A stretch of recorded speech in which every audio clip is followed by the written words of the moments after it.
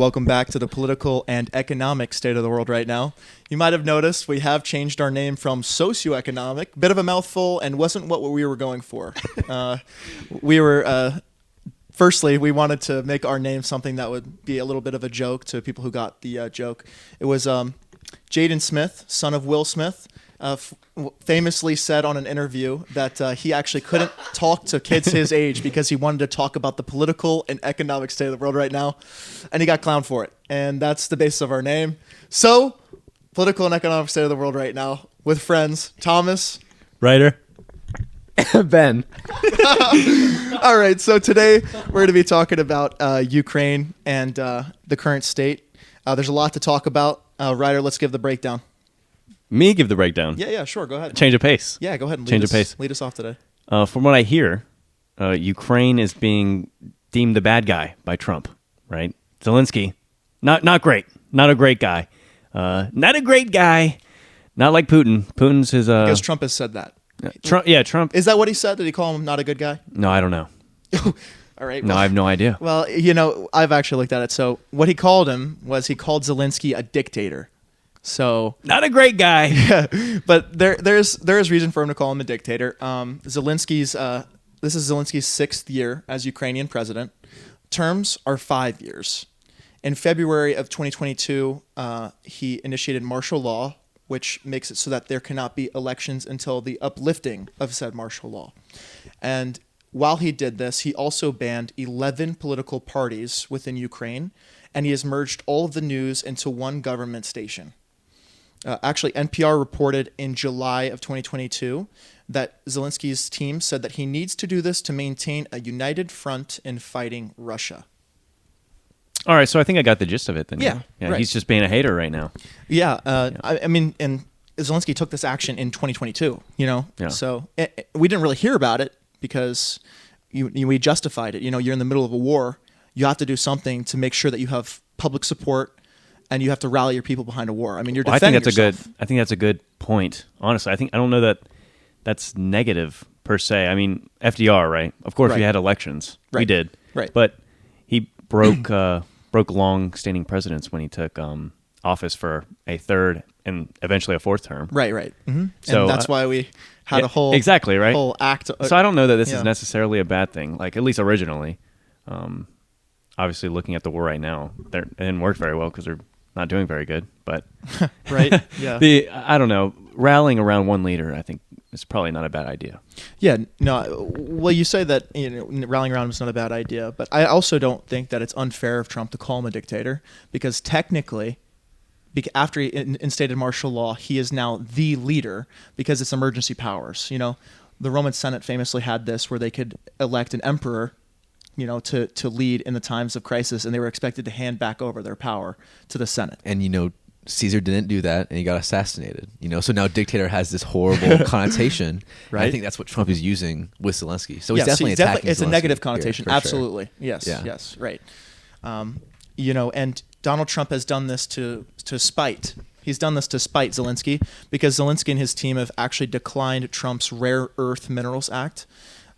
Trump claimed that for all the money that we've given Ukraine, they've actually given the United States little to nothing. They are in a time of war. I think that can be expected. Right. But Trump just wants, in his Earth Minerals Act, he would like them to give us something in return. So do we know where those minerals are going? In earth metals, where is that? Is it just going to the EU or what's happening here? No, it's just staying within Ukraine. Okay. Yeah, he just wants access. He wants the U.S. to be able to harvest these minerals and get something back. Because after all, we've donated over $200 billion to Ukraine. I think it's less than that. We can... Yeah, why don't we just take a look? As of September 30th, 2024, the United States has given Ukraine $183 billion. So I was right. Thank you very much. Yeah, I mean, we rounded up after five guys. You're right. But so we have given them about $200 billion, to the tune of $200 billion. And Trump is saying that he wants something back because so far we've given money in a war. He says that we have this great big beautiful ocean that separates us from Europe, and he thinks that it's in Europe's interests to continue to defend themselves, well, it kind of, he thinks, you know, an isolationist view, that Donald Trump and America should be taking a step back. After all, it's in their neck of the woods, not ours. I mean, I think there's definitely, that is credible. You know, Ukraine. I think the EU has given like maybe slightly more than America in aggregate.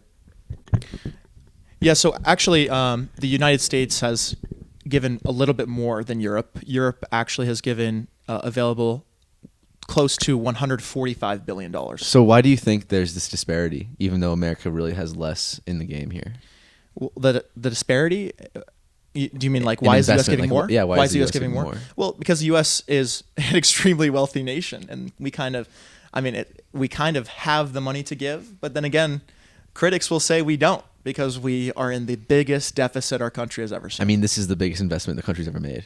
True. Yeah, I would argue. I would argue in a foreign nation, absolutely. In a foreign conflict, for sure. Yeah, absolutely. Yeah, so I wouldn't say that's wrong. But so Trump, Rare Earth Minerals Act. He tried to receive something back from Zelenskyy. Zelenskyy said no. So then Donald Trump came out against Zelenskyy, says that he actually said that Ukraine started this war when they could have just came to a deal with Russia. I have no clue what he means by that. I have no clue what that deal. That does seem insane. I believe Russia just invaded Ukraine. No? Yeah, no, they just started. Yeah, they did an invasion in February of 2022. So we're about. It's about coming up on the third year. Yeah, 2 weeks away from the third year. Yeah, something like that. Yeah. So I just wanted to touch on more about Donald Trump's claims, calling him a dictator, and he made a lot of claims against Zelensky's character himself. So I just wanted to get to the root. He said that he jails his political opponents. So there actually isn't an instance of him jailing a political opponent, as far as I've researched.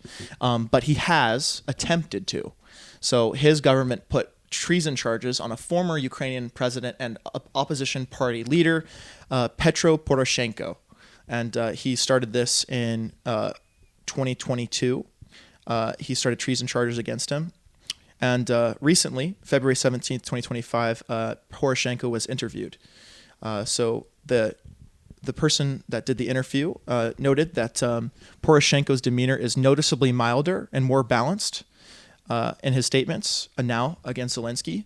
And they said that at one point, talking about himself and Zelenskyy, he started cutting himself off because he didn't want to say anything to offend Zelenskyy, probably because he's scared. You know, he doesn't want. For sure. I mean, the guy is the most powerful man in all of Ukraine right now. Who wants to offend Caesar? Yeah, he said, I could tell you a lot more about Zelenskyy, but I'm not going to do that so as to not harm the state.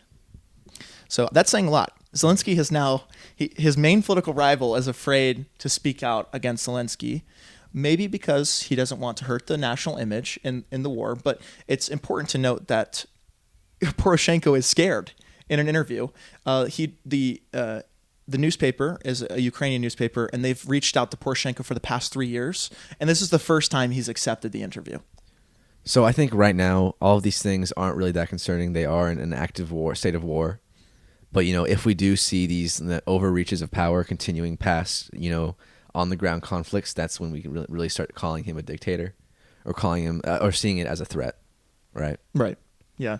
I'd also to note that 5 days prior to the interview, Zelenskyy officially has enacted a decision to sanction Poroshenko using a law that Poroshenko wrote himself, which is pretty wild to me, is that Poroshenko is now having his own law used against him.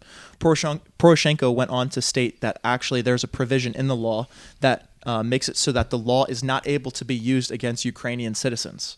So his team says that there is no merit to the sanctions and that effectively they cannot be used against him. Do you have a take on that?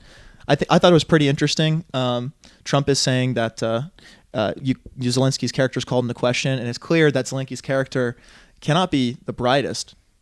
Yeah, so he doesn't have the brightest character, I guess. I've never heard of a government sanctioning an individual, especially one of their own citizens.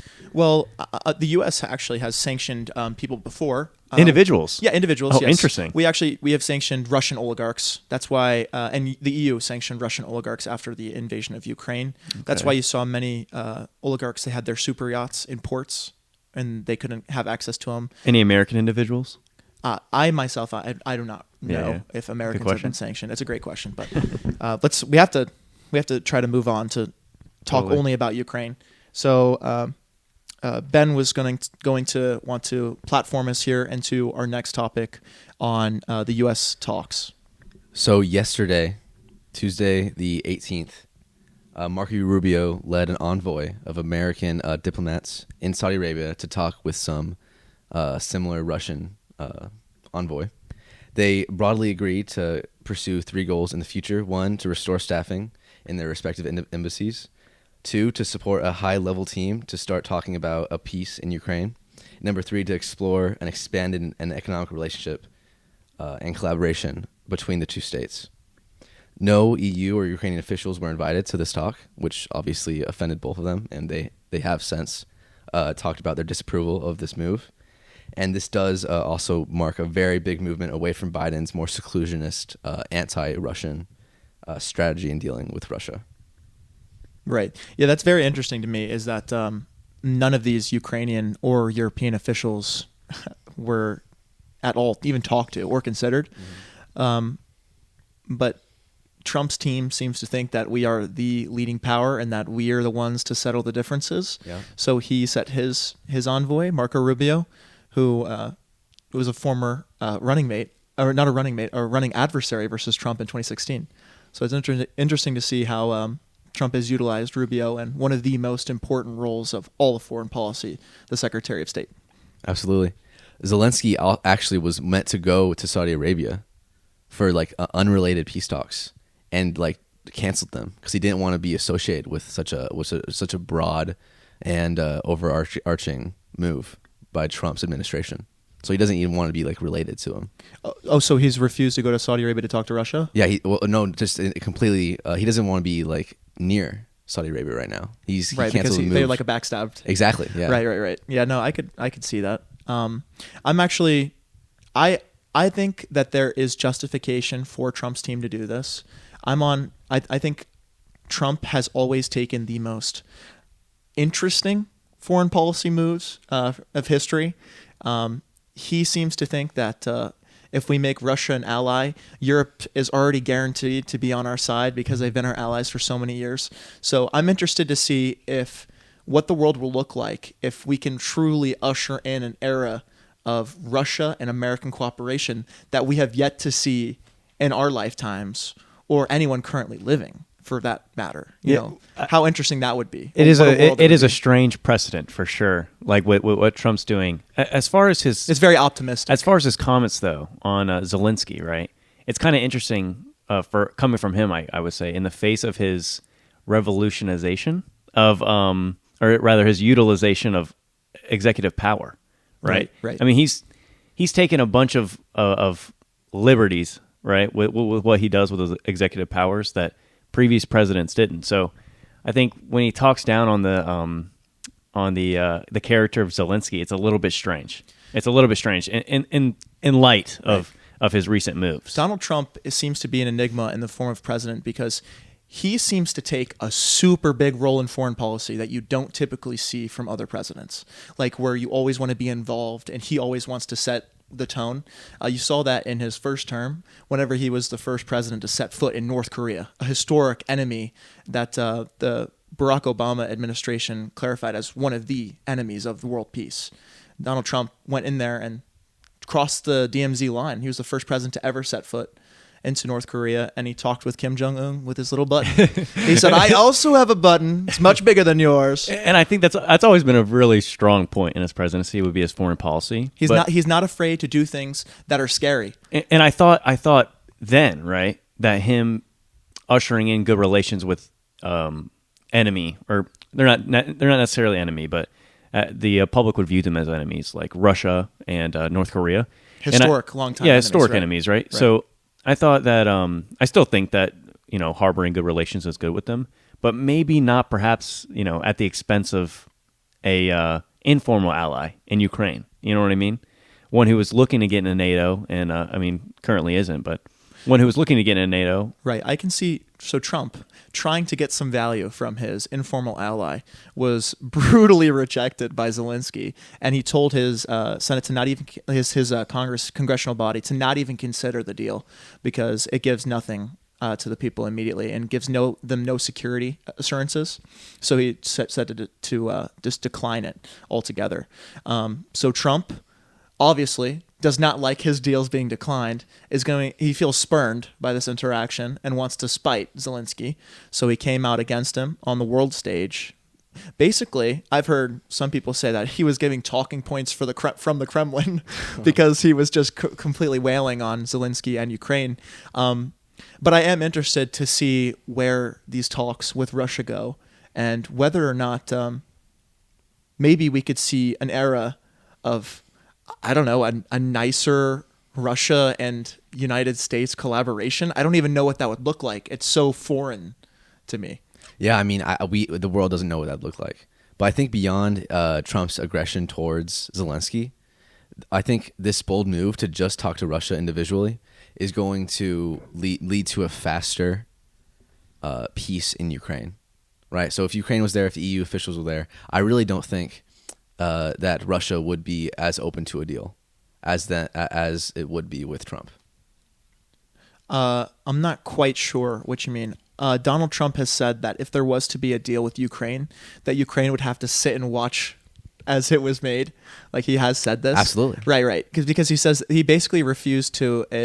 Someone was asked him a question as to whether he thinks that Ukraine should be on the same level as Russia in peace talks, and he said that's an interesting question, and basically dodged it because he didn't want to say that Ukraine shouldn't be on the same level, but we all know that that's what he thinks. Well, if Ukraine is in on the peace talks, this conflict is going to continue. Isn't in on the peace talks? If they are not involved in the peace talks, this conflict is going to continue. Right. So, yeah, the conflict might continue, but Russia might get the assurances it wants from the United States to say, hey, you can probably annex this territory and get away with it. Do you think that America would let that happen after a peace talks has ceased and America and Russia actually came to an agreement? Well, all I know is that Donald Trump, Ukraine will stop getting its funding from the U.S. if that were to happen. And seeing as we are the biggest funder by mass, Russia is going to have a significant advantage in the fact that their main adversary, Ukraine, is going to be getting less money, and that they're already making significant advances into Ukraine. So it might be better for Ukraine to now know that the U.S. is going to reel back its funding. They might want to come to the table even more now, because they're forced and they want to maintain sovereignty. That's kind of the idea I had, right? So if America's not going to back Ukraine, what choice do they have, right? It seems right now that they're just kind of holding on. They're holding out for America to kind of usher in more help. Right. It seems that they can't win. No, but they might be able to not. hold. Is the current state right now. They can't win by themselves. So, right. I mean, if we pulled funding, who's to say Ukraine wouldn't just accept a peace deal right now? Exactly. You know what I mean? Yeah, and we have kind of pulled funding. We actually paused all funding. There you go. Except to Israel and Egypt, which Egypt's kind of random. A little random. What's that about?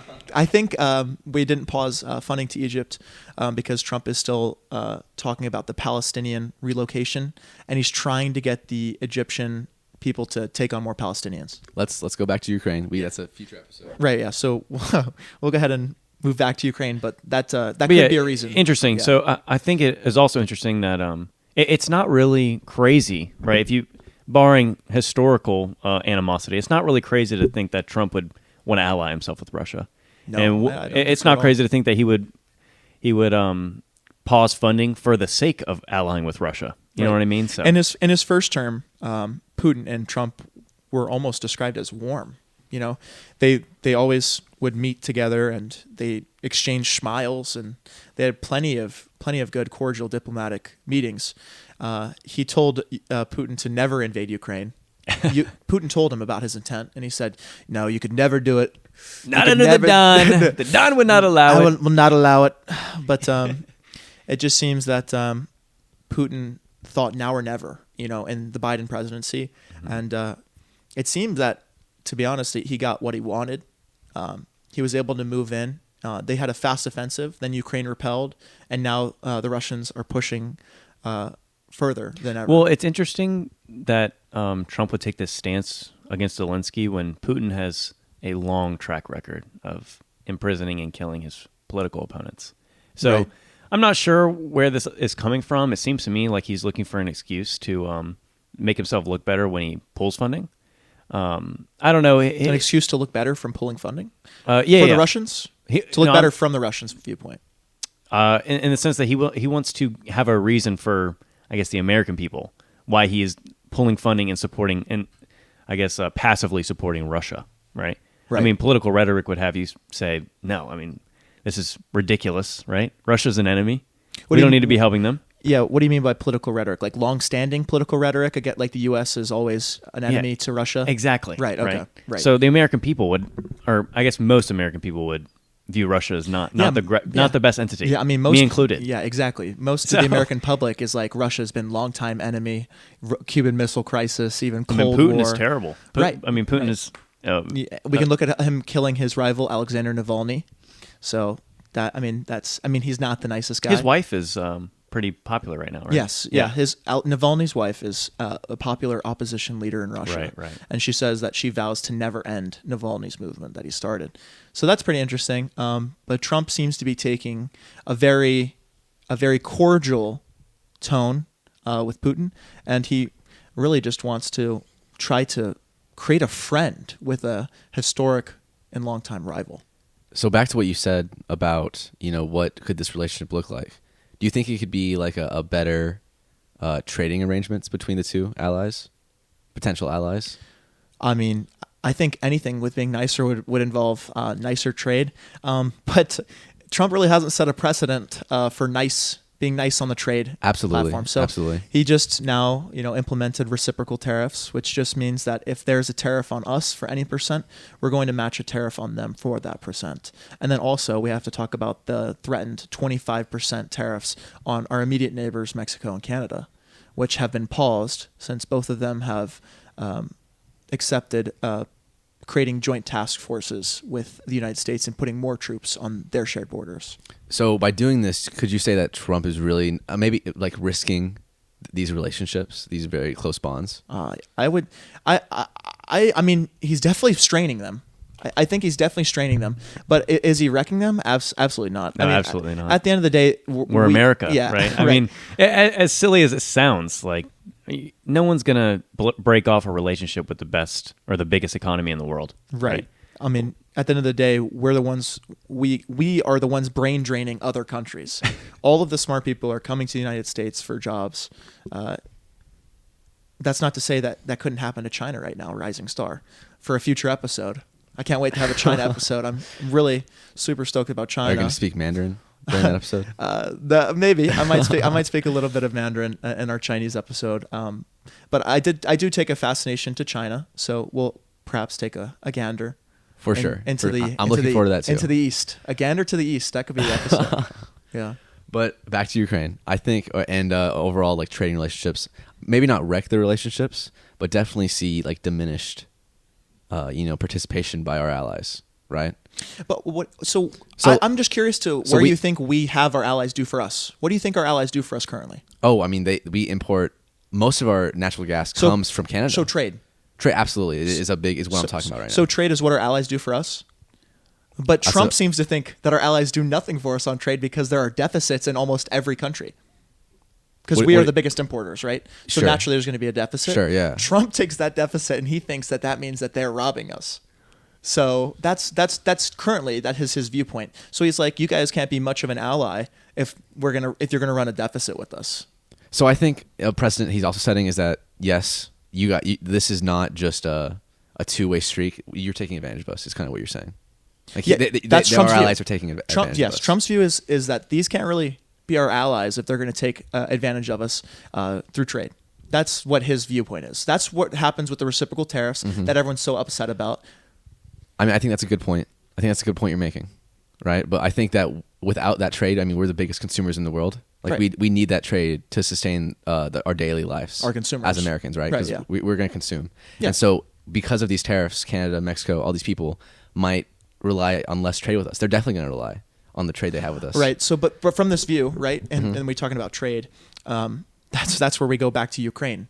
What is Ukraine providing for us? Nothing, but Russia is one of the biggest natural gas producers in the world. Right. So by making this bond with Russia, a big part of this bond could be potential, like diversifying our trading portfolio, right? Right, yeah. So relying less on Canada, bringing in imports from How wild Russia. would that be? Also more expensive. True. Sea travel is going to be a lot more expensive than just over our borders. So an interesting part of natural gas is that initial investment in the infrastructure to transport it is very expensive. But after that infrastructure is in place, prices go way down. It becomes very cheap to transport. I didn't know that. That's pretty interesting. So, and we're putting a lot of money into investing in this.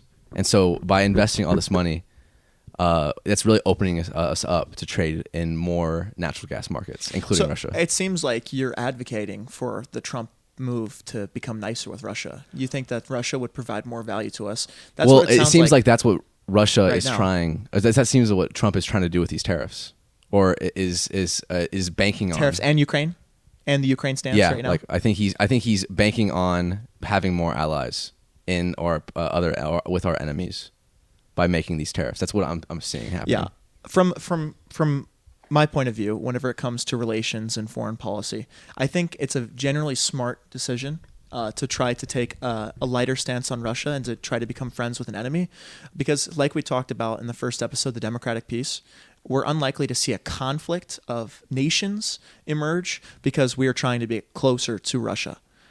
So it's not like these former allies that we've had for hundreds of years are going to start fighting us. You know? Right. And so we really I don't think have that's lives important. to lose. That's important to note, right? Right. Number one, a lot of people would think that, I think due to the Cold War, right, that Russia is close to us, right?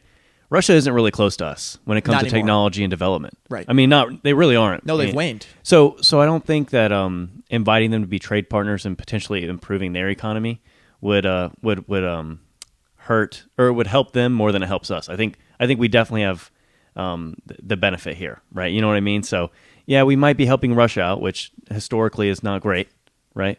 But I feel like the United States is going to benefit a lot more from having an amazing natural gas provider. Yeah, like I said previously, I think that a cordiality with Russia and a restoring of our relations, and I mean, maybe even becoming friends, is better for I think Trump's America first policy, and the fact that he believes that Russia can give us more value than Ukraine. He tried to extend an olive branch to Ukraine through the Rare Earth and Minerals Act, and Zelenskyy and his government rejected that deal. So he can say that he tried his best to try to keep working with Zelenskyy, but I think Zelenskyy knew that the end was near for Donald Trump's support of the war, or their war effort. So I think that Donald is going to push for a pro-Russia end to this Ukrainian war. He's going to give them the land that they've already gained, and I'm not sure what else. But that's going to be in my opinion, that's going to be his foreign policy moving forward, as a pro-Russia foreign policy, which may ostracize the rest of Europe. But at the end of the day, he said, great big ocean between him and Europe. So I would generally agree, Yeah. like with the assessment there. I think at the end of the day, he's making a better decision than to stick with Ukraine. The only thing you would want to worry about is the strained relations with other nations, right? So, we supported them, and now we're pulling support. What does that mean for everyone else? But on the grand scheme, I think this is a net positive. So I would also probably take this action. So if you were president, you'd probably try to stop the war and end all the totally, death, yeah. end the death, but also give Putin the land that he's already occupying. I think Russia is at a point right now that they don't really pose a real threat to us. I think China is more in that position. So I don't hate the idea of allying ourselves with Russia. So a quick note to end of us off on. What's the line, right? So what demands by Putin would Trump say no to? I mean, would Trump say no to? Probably just the continued cessation, or the secession of lands that are currently not occupied by Russia. I don't think Donald or the United States could get behind an agreement that gives that gives Putin even more land than they already occupy. I think Donald's going to be like, look, you have this land, now take it. and maybe agree to a truce that must last a certain amount of time. And then Donald will say, if you do violate this truce, we'll send our own troops. And like, it'll just basically lead us into World War III. It sounds like the Don's made up his mind. You know what I mean? I'm thinking when he comes out saying that Zelensky's a dictator, Zelensky's this, he's that. We all know that Putin's already this and that, right? And it seems that Trump sees a better future with Russia. And so he says, okay, Zelensky's this, he's a bad guy.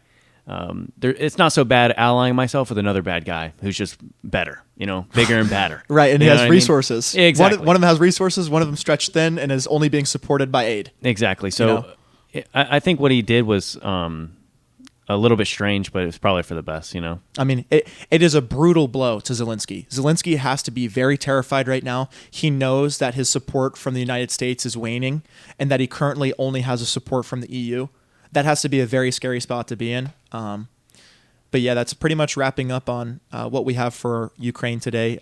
Benny, did you have any closing remarks? No, I just wanted to, again, say thank you guys for the support and the critiques.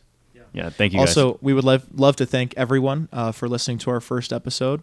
We really enjoy doing this. This is a very fun passion project for us, and we hope to have you guys continue listening for the rest of our podcast. This has been the political and economic state of the world with friends Thomas, Ryder, and Ben. Have a great night.